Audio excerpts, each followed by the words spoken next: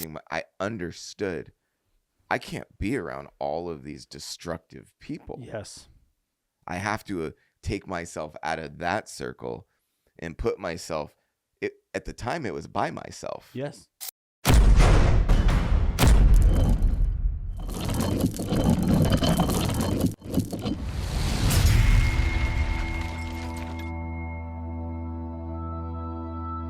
All right, welcome back to Unlock Your Mind with Universal Wealth.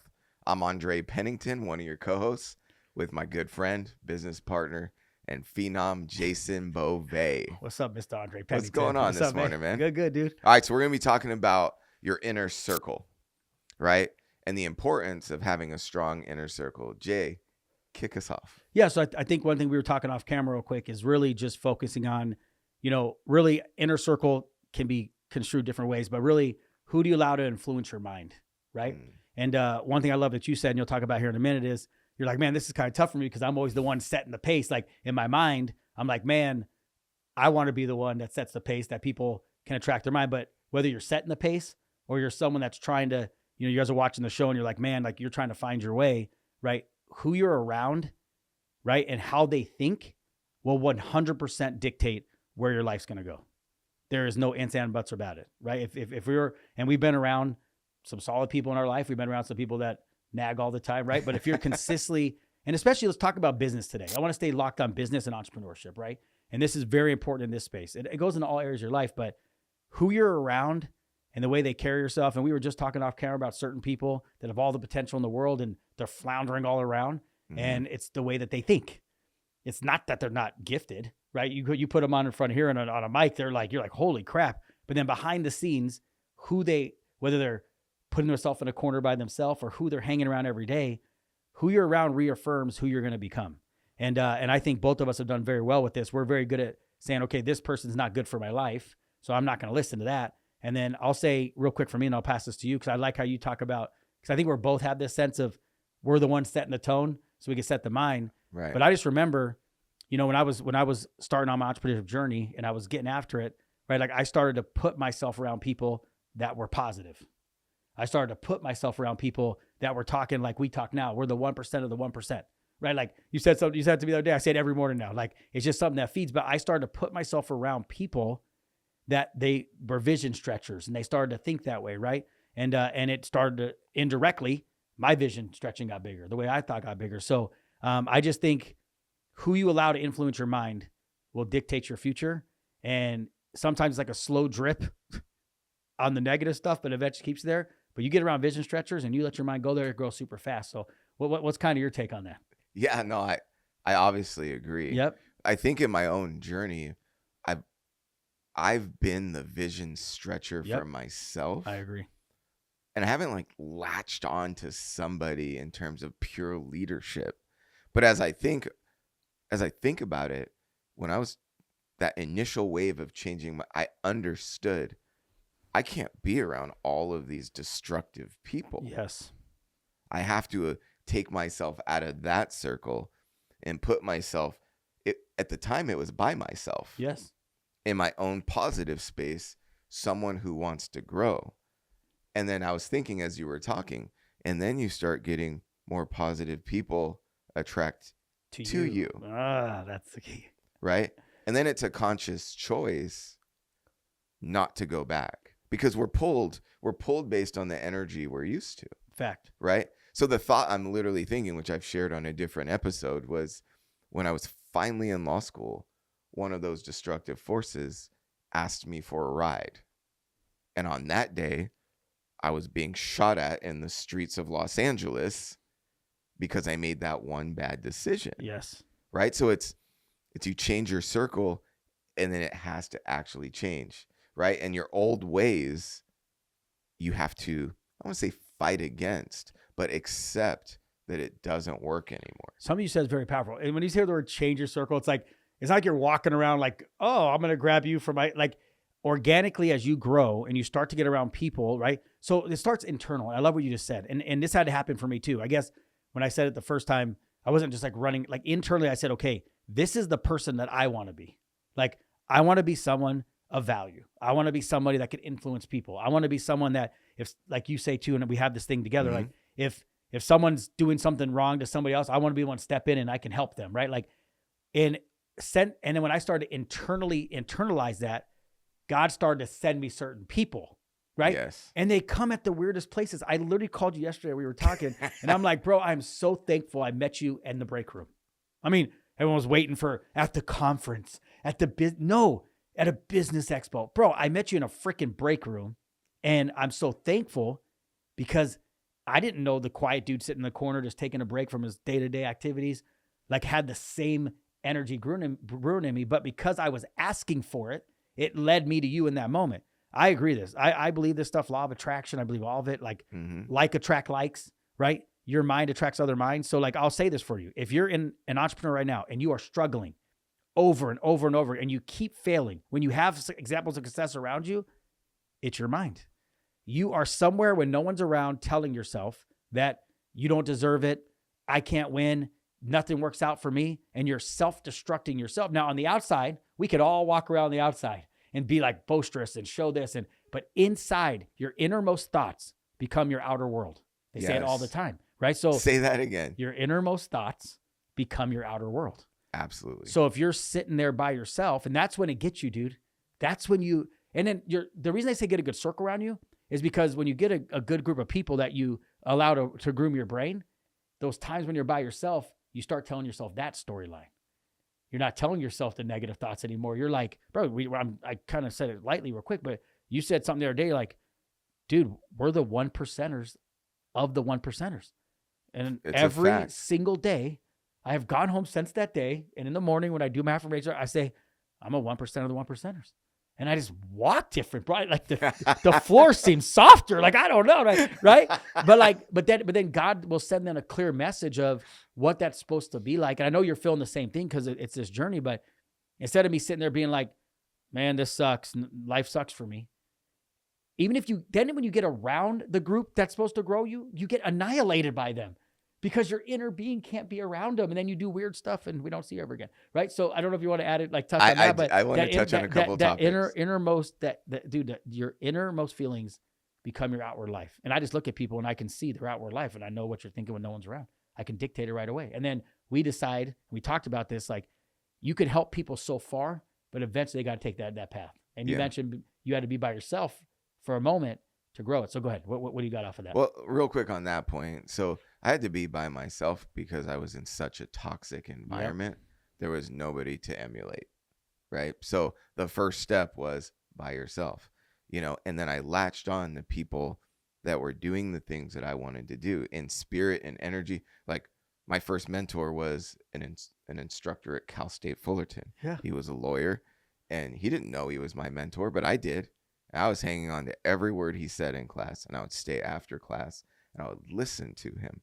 And I would say, okay, well, he's where I want to be. Was that the guy that looked like, what's his name? Remember you said he looks like a cartoon character? No. That's a guy in law. That was a law professor. Go ahead. Sorry, no. This guy was a sharp dressing, drove a red Corvette that he talked about all the time in class. And I think his point was trying to inspire others that they can do it. Right. And it worked with me. Like I'm sitting in the back and starting to believe that I could do what he does because he's putting that belief in me. Right. So I started gravitating towards those kind of people. And then you start to form a different circle. But for me, it's like if you read Think and Grow Rich, it talks about a mastermind. And if you can get around once you're in a spot of growth, like you and I are definitely that. Yes. Right? When we get around one another, we exponentially increase because we don't slow down with those thoughts that you were talking about. I can't do this. Things don't work out for me. We understand that every negative thing, every setback is a push forward to where we're supposed to be. Yes. Right? We don't interpret it as I have a family curse and I can't break out of it. We don't interpret it as nothing ever works out for me. We interpret it as God's working behind the scenes, setting up where we need to be. He's revealing doors that need to stay closed, right? And they crack and we see what's behind it and it's like, oh, we don't want to go there, right? So it's this mastermind that we start to form, and that's where the exponential increase comes from. right? So we don't get around, like we don't get around and talk about the negatives in life and complain about them, right? We connect and we talk about life as it is and what the next step looks like, Fact. right? And that's the difference. So the circle that you hang around, birds of a feather flock together, Fact. right? The 5 people you're around the most is going to predict your future. This is truth. It's all true. This is truth. And that's why in our minds, it's like we want to be champions. We are champions. We're the top 1% of the 1%, right? And people like that will attract to us. And people that are not like that will find ways to drift away, usually with stories in their mind that there's something wrong with us. Yes. Or they've been wronged in some way. But here's the truth. If the race is a foot race, right? And I'm more adept and I practice more and I know how to run the race the fastest, if somebody jumps in and says, I want to be a part of the circle, all they're going to see is the dust. And then, but that's not my problem. Yes. That's not my problem that I can run faster. That's the person that decided to step in the race and thinking everything was just going to work out without doing the work behind the scenes to be in that actual race. Dude, 100%. And I think one thing that's crazy about that too is everyone watching then, this is, we can only speak from how we did it, right? You have to sit down and actually start to develop who do you want to be? And then who do you actually want to be as a person? And then your actions have to be congruent with what's coming out of your mouth, right? You can't say, I want to be an honest man. I want to be a person of character. And then you're a freaking turd ball running around all the time, right? So I think for everyone watching today, I think if you sit down and you start to realize, because everyone sees people successful, like, man, I would love to be around them. At the version of yourself, you might get around them and be eaten alive because you don't even know what's happening. So the reality is everyone's got to sit down and really start to realize, who do I want to be? Where do I want to go? And you start letting your inner being go, and then God will bring you the people that are there. So let's just say you watch our show and you attract to what we say, and there's a feeling. Man, I get texts all the time. You get stuff all the time. So something we're saying or doing is hitting your inner being, right? Then you just have to grow into that feeling that you have. And then now you become part of a bigger circle that starts to move, right? But it has to be something inside of you. So for me, when I got into entrepreneurship, I was like, man, like, I know that I want to, like I said, I want to be at the top of this thing. I would like to move up. I would like to own things. I like to do this. So then I had to get my character to start matching what that was. And like you said, I don't know if I never had like a mentor that called me every day and did we're business partners that run. So we're kind of mentoring each other along the way together, Yeah. but we're like running at the race together. But none of my so-called mentors ever every day called and checked on me to make sure I was good. Most of the time, like you said, they never even knew they were my mentor. I just saw attributes about them. I would study them like you did with that gentleman. Mm-hmm. And I would say, okay, and then you start to transform in them. So it's really what you said in the off camera. It's you at one point, you kind of know what you want to be. You get around a circle, and then you start realizing, I want to lead the circle. And then that's when you get a group where it's a very small circle. When you got people thinking like that, it's game over, right? So I just think, real yeah, quick go ahead. though, unless it's not time to lead, Fact, you got to follow first till you lead. right? And that's a key point. It's knowing when to lead and when to follow. Like many times in my journey, I had to, maybe they didn't know they were my mentor, but I had to follow that path for a while to learn, right? And a lot of people think like they get in and then they want to be a part of it right away. Well, if you can't run the foot race quite as fast, everything you do slows the leader down. Fact. Right? And it's this knowledge Yep. that before you can lead, you actually have to be able to set the pace. Fact. Right? No matter what's going on, no matter what adversities are happening in life. Fact. So I didn't mean to cut in. No, it's good. It It's led perfect. me to the next thought, but just like positive like attracts like, so does a negative.